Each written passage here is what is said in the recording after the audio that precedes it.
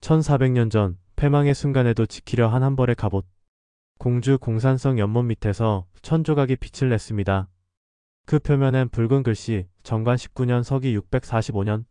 세계 어디에도 보기 힘든 백제의 칠갑옷, 왜 물속에 묻혀 있었을까요? 오늘 그 답을 5분 만에 보여드립니다. 여러분, 나라가 망하는 순간 무엇을 지키려 하시겠습니까? 금은보화? 왕족의 목숨? 아니면 조상의 위패? 하지만 백제는 달랐습니다. 그들이 마지막까지 지키려 한 것은 바로 기술이었습니다. 서기 660년 백제 멸망. 사비성이 불타고 의자왕이 항복하는 그 순간에도 누군가는 이 갑옷을 품에 안고 공산성으로 향했습니다. 단순한 무기가 아니었습니다. 백제 700년 역사가 축적한 최첨단 기술의 결정체였습니다. 왜 하필 갑옷이었을까요? 갑옷은 단순히 몸을 보호하는 도구가 아닙니다. 그 시대 최고의 야금술, 화학공학, 섬유기술이 모두 집약된 종합과학기술의 산물입니다. 백제인들은 알고 있었습니다. 이 기술만 살려놓으면 언젠가 나라를 다시 일으킬 수 있다는 것을 말입니다. 그리고 1400년이 흘렀습니다. 그들의 마지막 소원이 마침내 우리 앞에 모습을 드러낸 것입니다. 이것은 단순한 고고학적 발견이 아닙니다. 민족의 DNA가 되살아난 기적입니다. 2001년 공주 공산성 연지 발굴 현장. 고고학자들이 진흙을 조심스럽게 걷어내는 순간 믿을 수 없는 광경이 펼쳐졌습니다. 천조각이 넘는 갑옷 파편들이 층층이 쌓여 있었던 것입니다. 일반적으로 철제품은 땅속에서 녹아 없어집니다. 하지만 이 갑옷은 달랐습니다. 1400년이란 세월을 버텨낸 비밀이 무엇이었을까요? 바로 칠이었습니다. 온나무에서 채취한 천연수지, 오칠은 세계에서 가장 강력한 천연 방부제입니다. 현대 화학 도료보다 뛰어난 방수 효과를 자랑하죠. 백제인들은 이미 1400년 전에 이 비밀을 알고 있었습니다. 발굴된 파편들을 조심스럽게 분류하자 놀라운 사실이 드러났습니다. 단순히 조각들이 아니라 완전한 갑옷 한 벌의 설계도였던 것입니다. 투구부터 발등까지 인간의 몸을 보호하는 모든 부분이 과학적으로 계산되어 제작되었습니다. 더욱 놀라운 것은 보존 상태였습니다. 1400년 전 갑옷임에도 불구하고 오칠의 광택이 여전히 살아있었습니다. 심지어 일부 조각에서는 금박 장식까지 발견되었습니다. 이것이 단순한 전투용 갑옷이 아니라 최고급 의뢰용 갑옷이었다는 증거입니다. 현장에 있던 고고학자들은 입을 다물지 못했습니다. 세계 어디에서도 보기 힘든 완벽한 상태의 칠갑옷이다. 이들의 흥분은 당연했습니다. 동아시아 전체를 통틀어 이렇게 완벽하게 보존된 칠갑옷은 세계 유일이었기 때문입니다. 천조각이 넘는 파편들이 하나하나 맞춰지면서 1400년 전 백제 장군의 위풍당당한 모습이 되살아났습니다. 그 순간 모든 사람이 깨달았습니다. 우리가 지금까지 백제를 얼마나 과소평가했는지를. 갑옷 복원 과정에서 가장 극적인 순간이 찾아왔습니다. 투구 부분에서 붉은 글씨가 선명하게 나타난 것입니다. 정관 19년. 정관은 당나라 태종의 연호입니다. 19년은 서기 645년을 뜻하죠. 학계는 발칵 뒤집혔습니다. 왜 백제 갑옷에 당나라 연호가 새겨져 있는 것일까요? 일부에서는 이것이 당나라에서 수입한 갑옷이라고 주장했습니다. 하지만 곧 반박 증거들이 쏟아져 나왔습니다. 갑옷의 형태, 제작 기법, 문양 모든 것이 순수 백제식이었기 때문입니다. 그렇다면 답은 하나입니다. 백제가 당나라와 대등한 외교 관계를 유지하며 그들의 연호를 공식적으로 사용했다는 뜻입니다. 이는 백제가 단순한 속국이 아니라 독립적인 정치 실체였다는 강력한 증거입니다. 더욱 중요한 것은 이 명문이 갖는 고고학적 가치입니다. 절대 연대가 명기된 유물은 고고학에서 타임캡슐과 같습니다. 645년이라는 정확한 제작 연대를 알 수 있는 동아시아의 갑옷은 이것이 세계 유일입니다. 645년은 어떤 해였을까요? 당나라가 고구려를 침입한 해입니다. 연개소문이 망리지와 대망리지를 살해하고 권력을 잡은 직후이기도 하죠. 동북아시아 전체가 전쟁의 소용돌이에 휩쓸린 격동의 시대였습니다. 바로 그 시점에 백제는 이런 최첨단 갑옷을 제작할 수 있는 기술력을 보유하고 있었던 것입니다. 이는 백제가 단순히 고구려와 신라 사이에 끼인 약소국이 아니라 동아시아 기술 선진국이었다는 것을 의미합니다. 붉은 글씨는 여전히 선명했습니다. 1400년의 세월도 지우지 못한 백제인의 자부심이 그 글씨에 담겨 있었습니다. 이제 백제 칠갑옷의 진짜 비밀을 파헤쳐 보겠습니다. 현대 과학 분석 결과는 충격적이었습니다. 이 갑옷에는 10회 이상의 정교한 오칠이 시도되어 있었습니다. 오칠 한 번 하는데 최소 일주일이 걸립니다. 완전히 마른 후에야 다음 칠을 할 수 있기 때문이죠. 10번 칠한다는 것은 최소 3개월 이상의 시간이 필요하다는 뜻입니다. 하나의 갑옷을 위해 이런 시간과 노력을 투자할 수 있었던 것은 백제의 기술력과 경제력이 그만큼 뛰어났다는 증거입니다. 더욱 놀라운 발견은 황칠의 흔적이었습니다. 황칠은 오칠보다 훨씬 고급 기술입니다. 황칠 나무는 한반도 남서부에만 자생하는 특산종이죠. 중국이나 일본에서는 구할 수 없는 백제만의 독점 자원이었습니다. 황칠의 효과는 현대 과학으로도 입증되었습니다. 항균 효과, 방충 효과, 자외선 차단 효과까지 갖추고 있어 천연 맞는 코팅제라고 불립니다. 1400년 전 백제인들이 이미 이런 첨단 화학을 알고 있었다니 믿기지 않습니다. 칠의 성분 분석 결과는 더욱 경이로웠습니다. 단순한 오칠이 아니라 복합 코팅제였습니다. 옷에 황칠을 섞고 여기에 각종 광물질을 첨가해 강도를 높였습니다. 현대 항공기 코팅 기술의 원리와 동일합니다. 특히 주목할 점은 방수 기술입니다. 1400년 동안 물속에 잠겨 있었음에도 철 부분이 거의 부식되지 않았습니다. 이는 오칠이 완벽한 방수막을 형성했기 때문입니다. 현대 방수 기술보다 뛰어난 성능입니다. 또 다른 놀라운 기술은 광택 처리였습니다. 1400년이 지난 지금도 거울 같은 광택이 살아있습니다. 이는 칠 표면을 숟가루로 연마하고 다시 칠하기를 반복하는 고도의 기술 때문입니다. 현대 자동차 도장 기술의 원조격이라 할 수 있습니다. 백제인들은 단순히 갑옷에 칠을 한 것이 아니었습니다. 과학적 원리에 기반한 첨단 코팅 기술을 구사한 것입니다. 방부, 방수, 방충, 광택, 강화까지 5가지 기능을 하나의 코팅에 구현했습니다. 이는 현대 기술로도 쉽지 않은 일입니다. 갑옷이 발견된 위치와 상황은 또 다른 미스터리를 낳았습니다. 연못 바닥에서 3벌의 갑옷이 겹겹이 쌓인 채 발견된 것입니다. 인갑, 철갑, 마갑이 마치 의도적으로 매장된 듯 정교하게 배치되어 있었습니다. 왜 귀중한 갑옷을 물속에 묻었을까요? 학계의 해석은 크게 2가지입니다. 첫 번째는 의뢰 매장설입니다.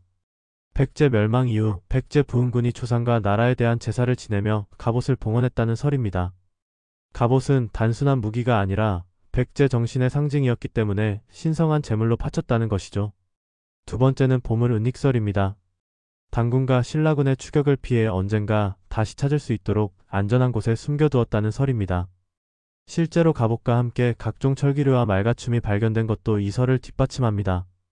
어느 쪽이든 분명한 것은 백제인들이 이 갑옷을 목숨보다 소중한 것으로 여겼다는 점입니다. 나라는 망해도 기술과 전통만은 후세에 전하려 했던 선조들의 애절한 마음이 느껴집니다. 특히 주목할 점은 말갑옷도 함께 발견되었다는 사실입니다.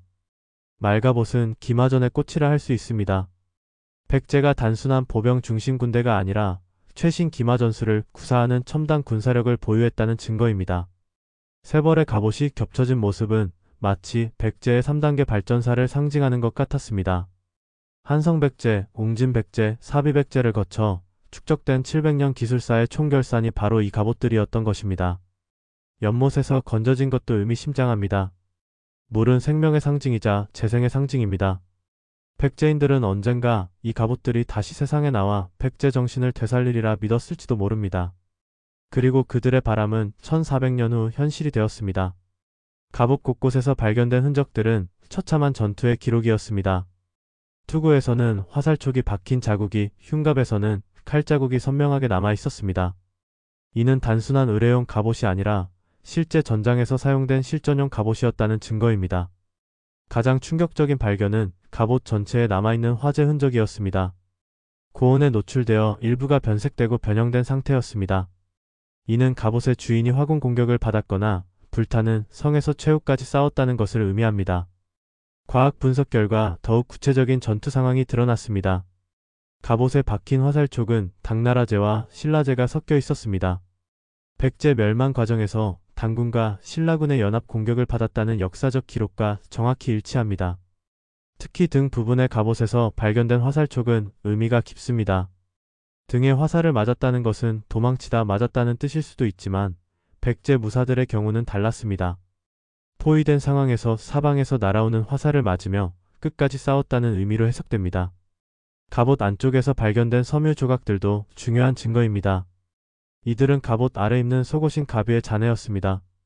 비단으로 만들어진 고급 소재였죠. 이는 갑옷의 주인이 높은 신분의 무장이었음을 보여줍니다. 더욱 놀라운 것은 갑옷의 수리 흔적이었습니다. 여러 번 손상을 입고 수리한 자국이 곳곳에 남아 있었습니다. 이는 갑옷의 주인이 수많은 전투를 겪은 백전노장이었다는 것을 의미합니다. 그만큼 치열한 전장을 누비며 백제를 지키려 했던 것입니다. 화살촉 중에는 독화살도 있었습니다.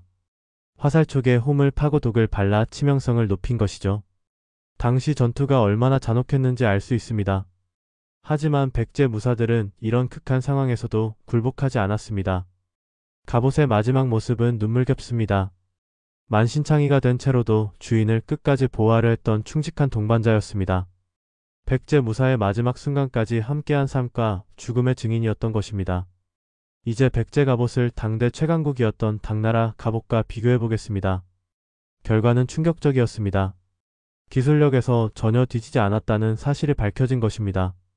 당나라 갑옷은 주로 명관계라는 찰갑 형태였습니다. 작은 철판을 가죽끈으로 엮어 만든 것이죠. 방어력은 뛰어나지만 무겁고 움직임이 불편한 단점이 있었습니다. 반면 백제 갑옷은 경량화에 성공했습니다. 같은 방어력을 유지하면서도 무게를 30% 이상 줄인 것입니다. 비밀은 복합 소재 기술에 있었습니다. 철판과 가죽, 그리고 특수 직물을 조합해 최적의 강도 대비 중량비를 달성했습니다. 더욱 놀라운 것은 디자인의 우수성이었습니다. 백제 갑옷은 인체공학적으로 설계되었습니다. 관절 부위의 움직임을 방해하지 않으면서도 급소는 완벽하게 보호하는 구조였습니다. 현대 방탄복의 원리와 동일합니다. 일본의 고분 시대 갑옷과도 비교해보았습니다. 일본 갑옷은 백제 기술의 영향을 받았지만 완성도에서 현격한 차이를 보였습니다. 특히 오칠 기술은 백제가 압도적으로 앞섰습니다. 가장 자랑스러운 부분은 황칠 기술입니다. 이는 세계 어디에서도 찾을 수 없는 백제만의 독자 기술이었습니다. 당나라도 고구려도 신라도 갖지 못한 백제만의 절대 우위 기술이었던 것입니다. 중국 시안에서 발견된 당나라 갑옷과 직접 비교한 결과는 더욱 흥미로웠습니다. 당나라 갑옷은 실용성 위주였다면 백제 갑옷은 실용성과 미학을 동시에 추구했습니다. 전투용이면서 동시에 예술품이었던 것입니다. 특히 세부 장식 기술에서 백제가 앞섰습니다. 당나라 갑옷이 단순한 철판 조합이었다면 백제 갑옷은 복잡한 문양과 금박 장식으로 치장되었습니다. 이는 백제의 예술적 감각과 기술력이 동시에 뛰어났음을 보여줍니다. 고구려 벽화에 그려진 갑옷과도 비교했습니다. 고구려 갑옷은 북방 기마민족의 영향으로 기동성을 중시했다면 백제 갑옷은 방어력과 위험을 동시에 추구했습니다. 각각의 특색이 있었지만 기술 수준은 비슷했습니다. 결론적으로 백제는 동아시아에서 독자적인 갑옷 기술을 보유한 선진국이었습니다. 단순히 중국 기술을 모방한 것이 아니라 자신들만의 고유 기술로 발전시켰던 것입니다. 1400년 전 백제 무사가 마지막 순간에도 포기하지 않았던 것은 무엇이었을까요? 바로 자부심이었습니다. 나라는 망해도 백제의 기술과 정신만은 후세에 전하겠다는 불굴의 의지였습니다. 오늘날 우리는 그 후예입니다. 세계 최고의 IT 강국, 조선업 1위, 반도체 강국 대한민국의 기술력은 하루아침에 만들어진 것이 아닙니다. 1400년 전 백제인들이 보여준 기술에 대한 열정과 자부심이 우리 DNA의 면면이 이어져 내려온 것입니다. 백제의 오칠 기술은 오늘날 한국 전통 공예의 뿌리가 되었습니다. 나전칠기, 오칠목기 등 세계가 인정하는 우리 문화유산의 출발점이 바로 이 갑옷에서 시작된 것입니다. 황칠 기술은 더욱 놀랍습니다. 최근 연구에 따르면 황칠의 항균 효과가 현대 항생제보다 뛰어나다는 사실이 밝혀졌습니다. 1400년 전 백제인들이 이미 바이오 기술의 원리를 알고 있었다는 뜻입니다. 백제인들의 품질에 대한 집념도 우리가 이어받았습니다. 10번의 오칠 수개월에 걸친 정성은 오늘날 한국 제품의 품질 우수성으로 이어졌습니다. 삼성, LG, 현대의 글로벌 성공도 결국 백제인들의 장인 정신에서 시작된 것입니다. 더욱 중요한 것은 끝까지 포기하지 않는 정신입니다. 나라가 망하는 마지막 순간에도 기술을 지키려 했던 그 정신이 6.25 전쟁 이후 한강의 기적을 만들어냈습니다. 아무것도 없던 폐허에서 세계 10위권 경제대국으로 올라선 것은 바로 백제인들의 불굴의 의지 때문입니다. 여러분도 이제 알았을 것입니다. 우리의 뿌리가 얼마나 강했는지를. 열등감을 가질 필요가 전혀 없다는 것을. 1400년 전에도 우리 조상들은 세계 최고 수준의 기술력을 보유하고 있었습니다. 지금 이 순간에도 전 세계가 한국의 기술력에 주목하고 있습니다. K-팝, K-드라마를 넘어 K-테크놀로지까지. 이 모든 것의 뿌리가 바로 백제 칠갑옷에서 시작된 기술 DNA입니다. 자랑스럽습니다. 우리는 1400년 기술 강국의 후예입니다. 백제인들이 목숨 걸고 지킨 그 자부심을 우리가 이어받았습니다. 앞으로도 계속 이어나가야 할 소중한 유산입니다. 공산성 연지 바닥에서 처음 칠갑옷이 모습을 드러낸 순간을 상상해보세요. 1400년 동안 물속에 잠겨있던 그 갑옷이 다시 햇빛을 보는 순간 마치 백제가 부활하는 것 같았을 것입니다. 갑옷의 붉은 명문 정관 19년은 단순한 연도가 아닙니다. 그것은 절망 속에서도 희망을 잃지 않았던 백제인들의 외침입니다. 우리는 여기 있었다. 우리의 기술은 세계 최고였다. 잊지 말라는 메시지였습니다. 1000조각이 넘는 파편들이 하나씩 맞춰지는 과정은 민족의 정체성을 되찾는 과정이었습니다.